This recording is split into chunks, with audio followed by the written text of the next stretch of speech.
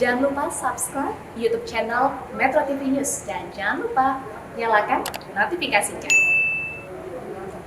6 menteri yang baru ditunjuk oleh Jokowi memaparkan program dan juga rencana kerjanya nanti. Semua program kerja yang akan dilakukan berorientasi pada pemulihan situasi di tengah pandemi COVID-19.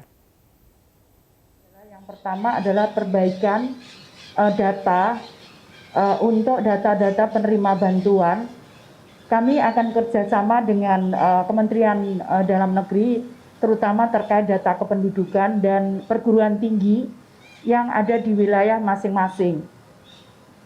Karena menurut saya akan sangat lebih baik kalau kami melibatkan perguruan tinggi juga di dalam implementasi kami di lapangan, sehingga output atau goal-nya bisa dilihat dan bisa kita lakukan evaluasi bersama dengan perguruan tinggi.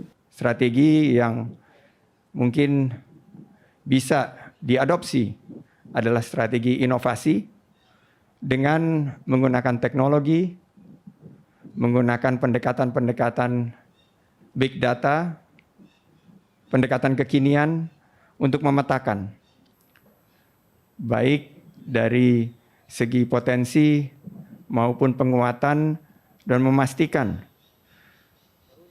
para pelaku sektor pariwisata dan ekonomi kreatif bisa bertahan, tapi bukan hanya survive, but also thrive. Survive and thrive, bertahan dan menangkap peluang menjadi pemenang. Tidak cukup pemerintah membuat program-program pemerintah sendiri, tapi ini harus merupakan suatu gerakan yang dilakukan bersama-sama dengan seluruh rakyat Indonesia. Saya percaya kalau kita bersatu bersama-sama dengan asosiasi, dengan pemerintah daerah, dengan seluruh komponen bangsa yang ada, kita bisa membangun sistem layanan kesehatan publik yang kuat dan siap mengatasi masalah SARS-CoV-2 ini.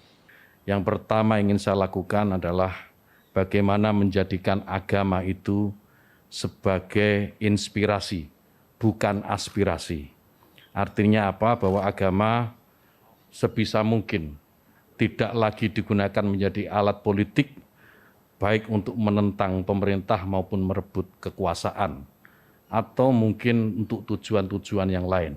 Agama biar menjadi inspirasi dan biarkan agama itu membawa nilai-nilai kebaikan, nilai-nilai kedamaian dalam kehidupan berbangsa dan bernegara. Begitu melimpah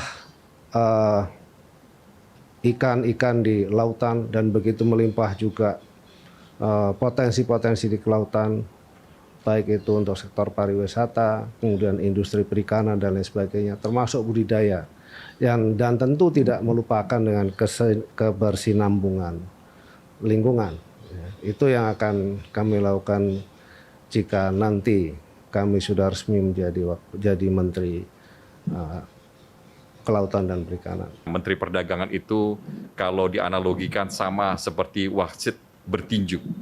Pembeli penjualnya adalah petinjunya dan rakyat Indonesia adalah penontonnya.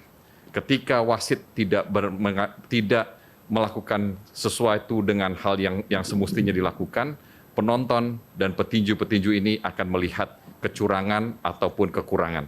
Oleh sebab itu, saya akan berjanji menjadi transparan. Kementerian ini akan memastikan juga bahwa ekonomi Indonesia harus berjalan secara baik, secara efisien untuk mensejahterakan bangsa dan negara.